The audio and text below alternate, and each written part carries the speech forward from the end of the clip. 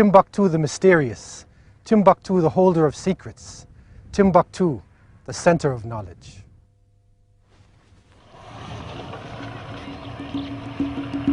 The mythical city of Timbuktu is found at the edge of the Sahara Desert in the country of Mali. Today the desert is slowly encroaching on it, and upon entering the city I was amazed to see how ancient it still appeared. I could only think of former explorers who journeyed across the Sahara to find Timbuktu. Some perished while others survived. The city was for centuries closed to non-Muslims, and whosoever dared to venture inside its walls were quickly put to death. One of my first questions was to find out how the city was born. The meaning of Timbuktu depends on historians. According to some historians, Timbuktu came from Tin, which means in the local tongue, the Tuareg tongue, the well, and Buktu, that was the lady in charge of nomads' luggages, because when nomads are moving, they leave heavy luggages with that lady. Okay, and with the time, the place took the name of Timbuktu. Timbuktu was one of the wonders of the ancient world. It was a type of Shangri-La or Atlantis, where people thought that there was a land beyond the deserts of the Sahara, where gold lined the streets, and people put gold into their ceilings, and there were famous kings who would lavish their guests with gifts of all different types. And it was a type of sumptuous kingdom where desert Bedouins would meet with the people of the rivers, and all types of travelers from different parts of the world would gather. Timbuktu became one of the most important southwestern capitals, where they could send scholars, they could get information. Also, the Qurans that were being written in Timbuktu were famous. The beautiful calligraphy, the golden calligraphy, and the type of script and the leather binding was famous. So it became a commercial center, and then later on it became an intellectual center, because the scholars generally were traveling with the caravans, and the knowledge was moving along with the caravans. And so therefore it was a natural place for the scholars to reside. So it's a meeting place of agricultural people, of nomadic people, straight out desert people, and scholars came from all of these groups. So when you look at the history of Timbuktu, you will see that the different groups gave their scholarship at different points in history. So Timbuktu has different phases within its existence, and all of the groups participated in the different phases of development. Even though Timbuktu has today lost its former glory, I was amazed at how the city has withstood the elements. The town center is filled with sights and sounds and colors, and the hustle and bustle reminds you of modern cities throughout West Africa.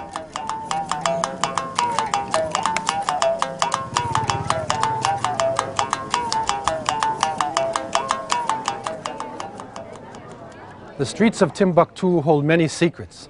I was pleasantly surprised to find that the house of one of the greatest teachers in the history of Timbuktu is still in existence, Sheikh Muhammad Bagayugu, the teacher of Sheikh Ahmed Baba.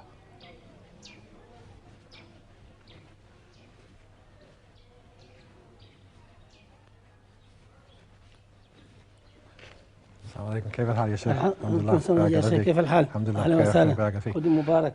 الحمد لله. We are blessed here in the house of Sheikh Muhammad Bagayugu to be in the presence of one of his relatives.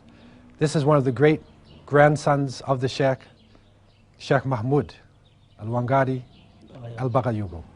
And he is the Imam of the Masjid Sidi Yahya and a very important personality here in Timbuktu. بس أعطينا يعني كلمة حول الشيخ حياته. الشيخ محمد باغيوغو هو كان شيخا كبير، وكان معلما للشيخ أحمد بابا السودان الذي أعطي اسمه لمركز أحمد بابا. فهو قد سكن في هذا البيت، فأصله من اليمن. قيل أنه كان في قرية صغيرة لا توجد الآن. هذه القرية تسمى الونقرية، فانطلق من الونقرية إلى بلد يسمى قوم، توجد الآن في ساحل العاج، كان في المال الكبير. فمن الكونغ انطلق إلى جنة للتجارة، تجارة الذهب والكولا. فحين وصل جنة تزوج هناك ووجد ابنين، أحمد باغيوغو ومحمد باغيوغو. اسمه محمود باغيوغو، ووجد اسمي ولدين أحمد باغيوغو ومحمد باغيوغو، هما أتوا هنا في تمبكتو وسكنوا في هذا البيت. وتوفي محمد باغيوغو في 1592 ودفن في يعني خارج مدينة تمبكتو. ما شاء الله. وهو كان عالما كبيرا. كان عالما كبيرا، كان يدرس في جامع سانكوري. أيوة. وكان إماما لمسجد سداهية، ومن أجل ذلك نحن الآن في الإمامة لمسجد سداهية. وأنا بالضبط اسمي محمود باغيوغو. ما شاء الله. نعم. الله يبارك فيك. وكان معلما للشيخ أحمد بابا، والشيخ أحمد بابا يأتوا هنا للدرس، وبعض الطلاب من الجامع يأتون إلى الشيخ أحمد بابا ويطلبون منه أن يعريهم يعني بعض الكتب، ولا اسم أسماءهم، هم يذهبون بالكتب ولا يرجون مع الكتب. مصاحف وتفاسير. نعم. Ever since the first Egyptians discovered the art of writing on papyrus, man gained an efficient tool to record his history on earth.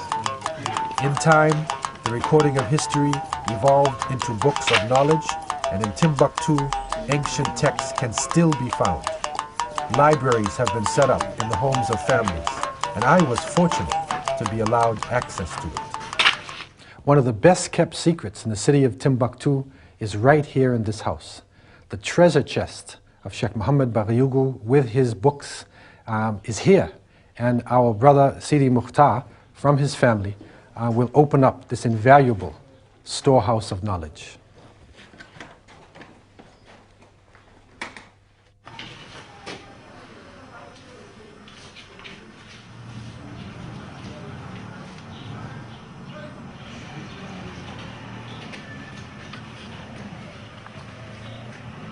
الكتب الموجودة في المكتبة الآن تتناول جميع كثير من الموضوع. يعني هناك كتب بالنسبة لعلم الطب، وهناك كتب للأحاديث، وهناك كتب للفقه، وكتب التوحيد والتفسير والبلاغة والمنطق والبيان.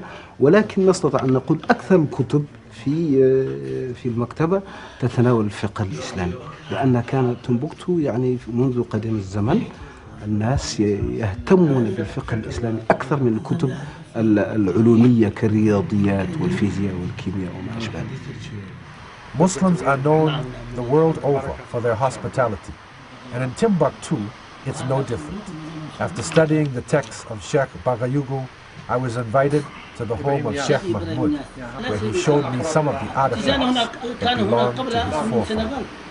يريد أن يأخذ كل ما في جيبهم، وهم يحسوا الطالب هكذا، وهو يأخذ من هنا وهو يصير هذا الكش. صح. يا الله. للمدافعة يعني. نعم. This is from Toledo. From Toledo. والأنتيلوب. أيوة. قرن الأنتيلوب. So it's ivory, and then it's your medal, and the horn of an antelope. The scholars of old were all learned men who pursued knowledge because of their love of Islam. Many of them were imams of mosques, and in Sheikh Mahmoud's case, this is no different. As a descendant of Sheikh Baghayugu, he is also the imam of Sidi Yahya Mosque.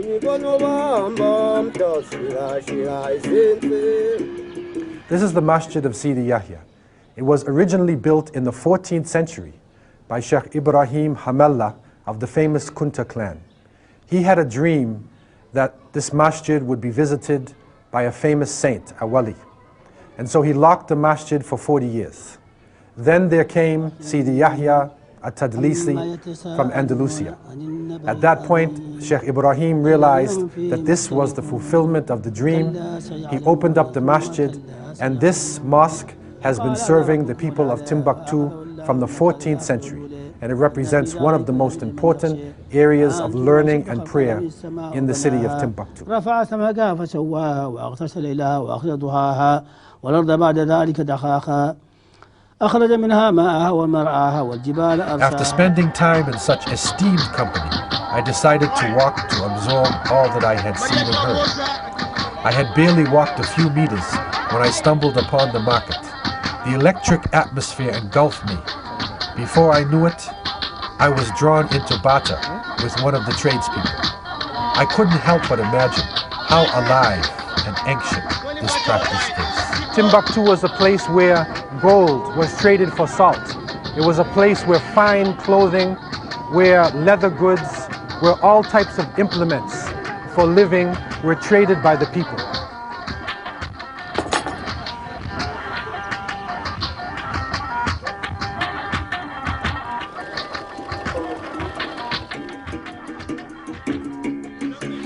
I decided to remain in the marketplace and visit a few more stores. Down the dusty streets and alleyways, one can find amazing hidden treasures. I knew this from my previous travels to ancient cities, and it wasn't long before I stumbled upon a rare book by one of the great scholars from Fez in Morocco. The book was by Sidi Ahmed Zarruq, who did the commentary on the famous Maliki jurisprudence of Risala of Ibn Abi Zayd al-Qayrawani. As I paged through the works of this Maliki scholar from Morocco, my mind wandered to another great scholar, Sheikh Ahmed Baba.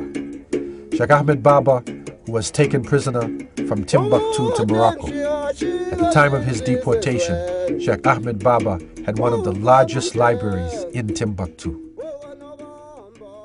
This is the home of Sheikh Ahmed Baba al-Sudani, one of the most famous scholars of Timbuktu and a name that is being remembered all throughout the world. Ahmed Baba spent years in captivity in the north, but he never forgot his home in Timbuktu, and he never forgot his responsibility to knowledge.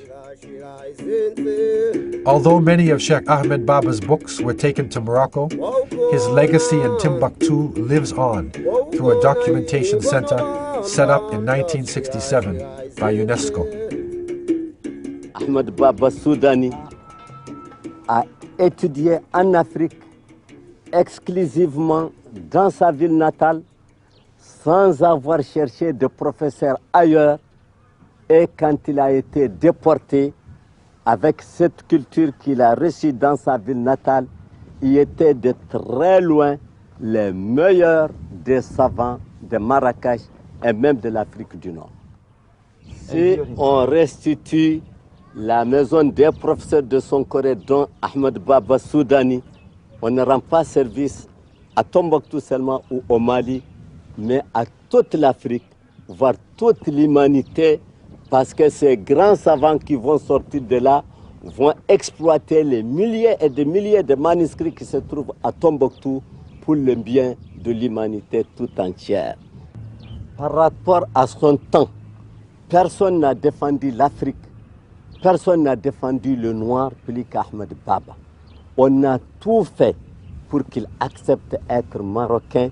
Il a refusé et il a continué à s'appeler Ahmed Baba Soudani, Ahmed Baba le Noir, Ahmed Baba Tombouctou, Ahmed Baba de Tombouctou. Les gens qui étaient les professeurs avaient des bibliothèques privées. Ils étaient extrêmement documentés. Et la bibliothèque ne renfermait pas seulement des livres de théologie ou bien autres, mais des livres d'astronomie, de philosophie, de mathématiques, de physique, de chimie, toutes les connaissances de l'époque. C'était vraiment le quartier de l'intelligentsia tombouctienne.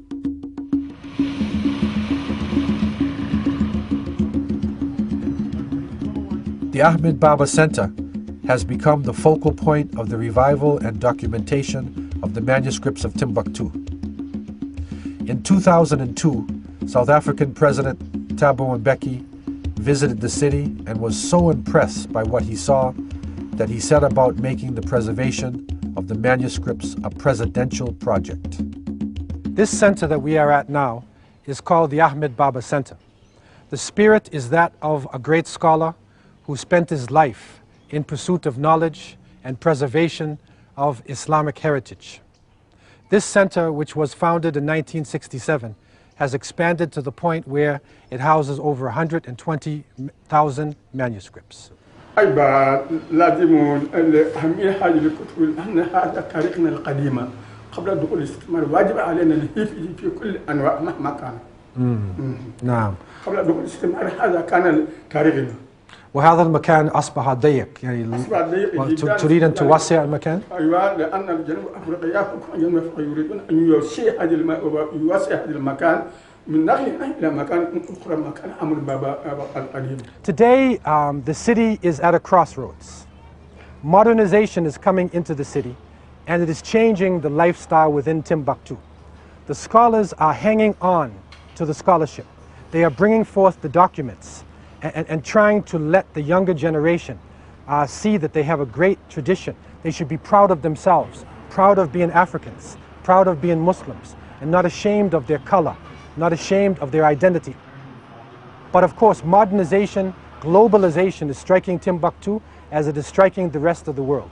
So the scholars are now in a struggle to try to bring Timbuktu into the modern world, to digitize their libraries, to use modern technology, but at the same time keep that spirit from the ancient world from Timbuktu when it had reached such a high level within West Africa.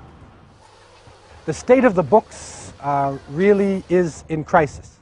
Weather has deteriorated the texts.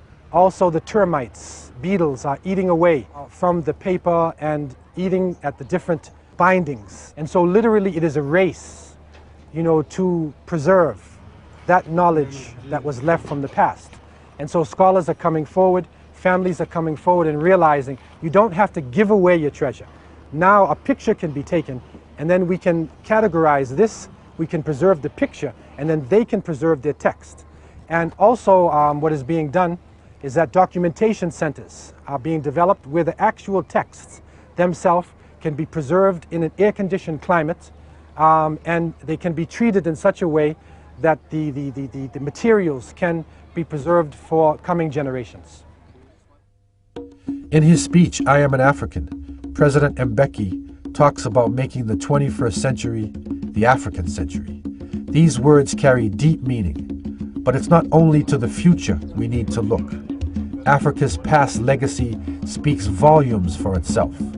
The first universities in the world, as well as many inventions, can be attributed to the pioneers of Africa.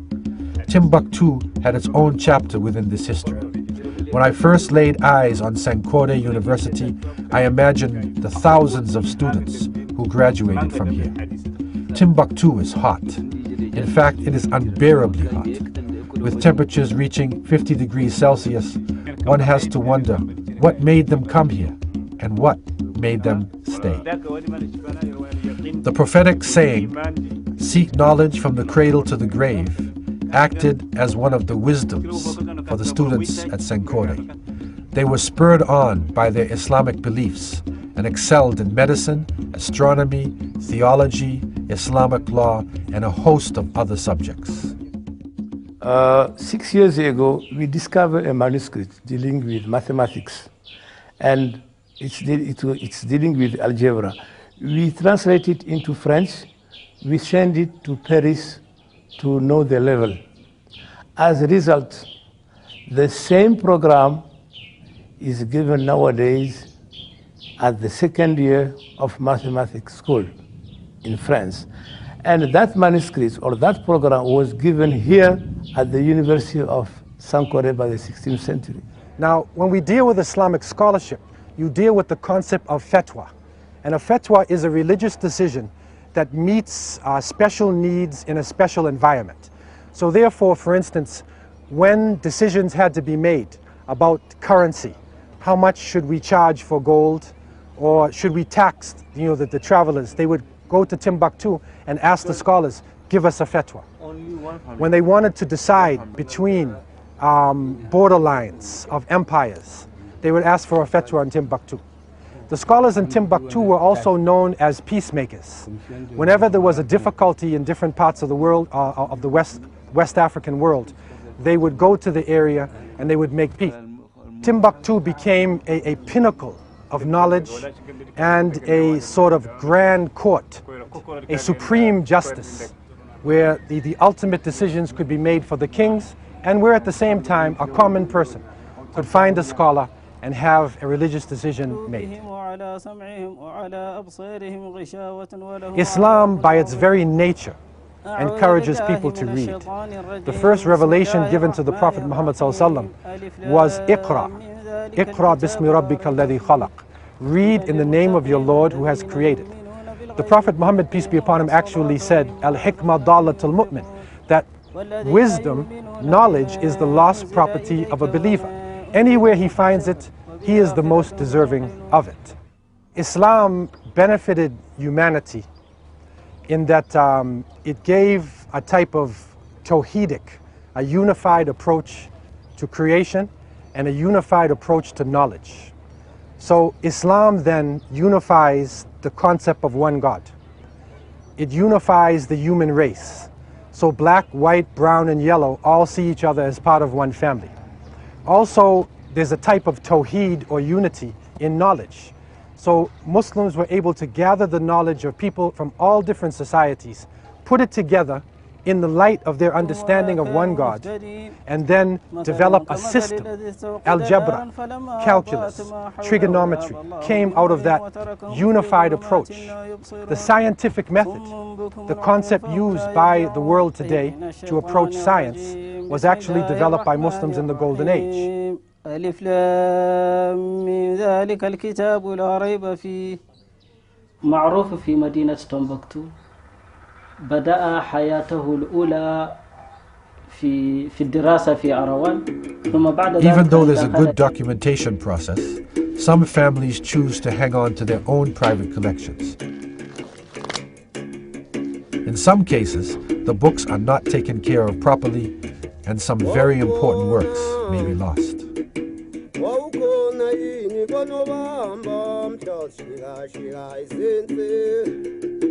Other private libraries, however, take great pride in the works they have and go to great lengths to maintain them. I visited the Mahmoud Kati Library, where I was pleasantly surprised at the condition of the place. One of the most unique collections of manuscripts in Timbuktu is the Sheikh Mahmoud Kati collection.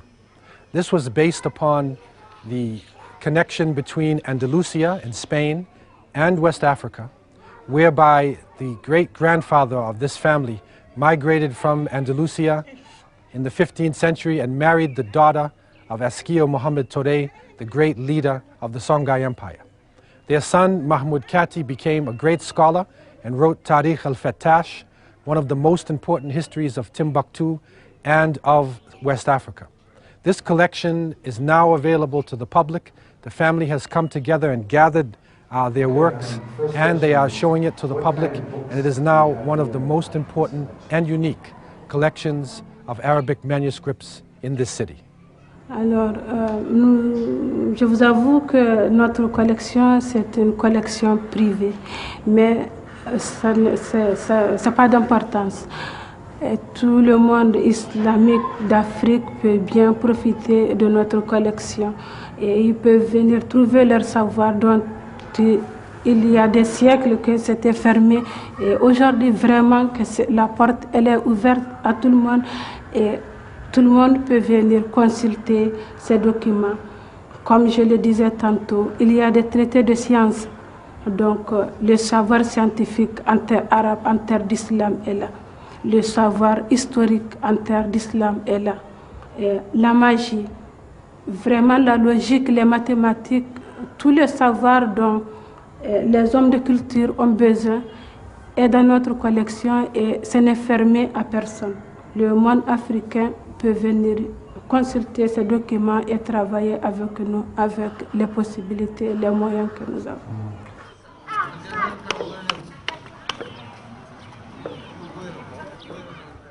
After the Ahmed Baba Center, probably the most well-known center for the collection of documentation is the Mama Haidara Memorial Library. Mama Haidara himself was one of the most well-known collectors of manuscripts in the Timbuktu area. And he left a very large responsibility to his young son, Abdul Qadir, who was 17 at the time of the death of his father. Abdul Qadir, since that time, has been able to collect over 12,000 documents for the Ahmed Baba Center and then establish his own memorial library for his father and his previous generations and for all those who have collected these manuscripts in the Timbuktu area.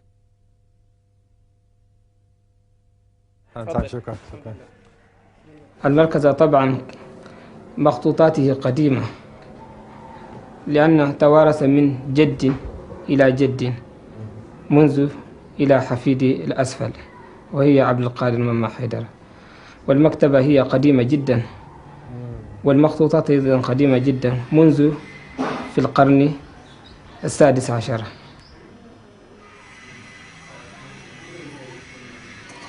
والمخطوطات لها فوائد كثيرة غير هذا. الفائدة الأول وهي محافظة التراث.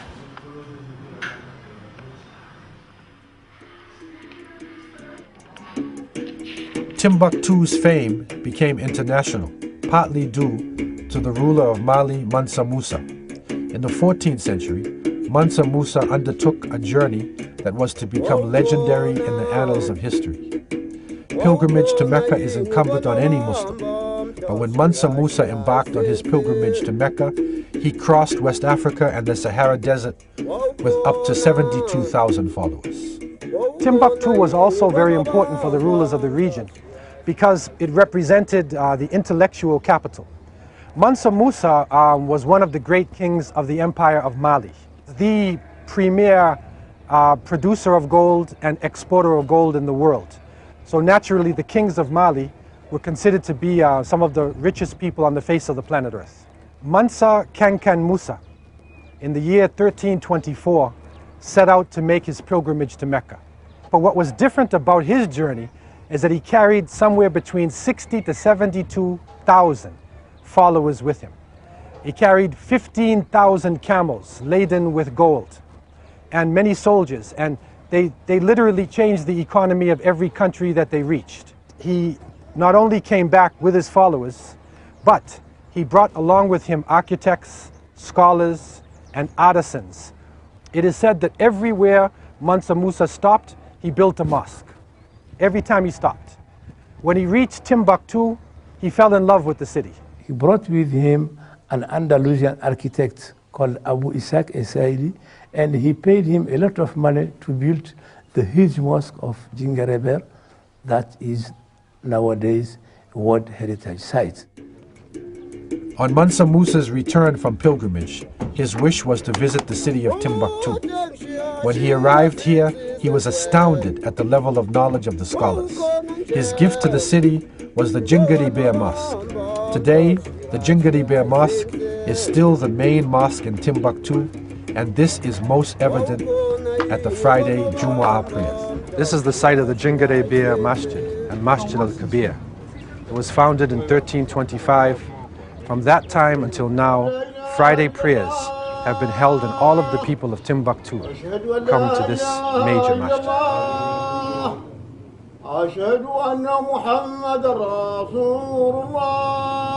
ويتبع رضوانه ويجتنب سخطه ويختفي سبيله حتى ينال من خير الدار نسوله وعمله. من يطيع الله ورسوله فقد رشد واهتدى وسلك نهجا قويما وسبيلا رشدا. الحمد لله رب العالمين. فاذكروا الله يذكركم. إن هذا لفي الصحف الأولى صحف إبراهيم وموسى. الله أكبر.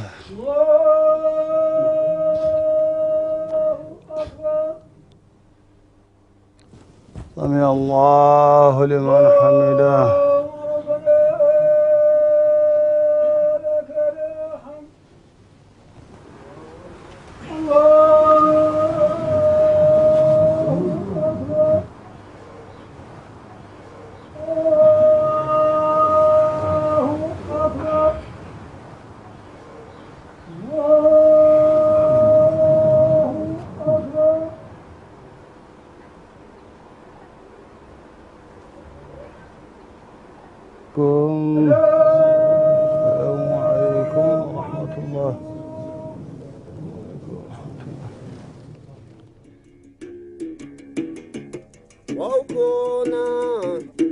The learning in Timbuktu has not stopped either.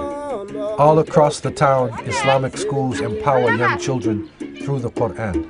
They still recite, read, and write in Arabic. This is a typical Quran school in the Jingare Bear section of Timbuktu. It was founded 3 generations ago by Sheikh Mohammed Lamin, and his people came out of the Sahara Desert region. And in this tradition, the madrasa continues on with over 120 students. The students are memorizing the Quran. They are on all different levels of study. And as part of their life as a student, not only do they memorize the Quran, but they also work and they prepare their own food, and it becomes like a community within itself. The women of Timbuktu have always been involved in intensive learning. Today, study circles are popping up all over the city, where women receive a complete Islamic education. This is an important development, for when you educate a man, you educate an individual, but when you educate a woman, you educate a family.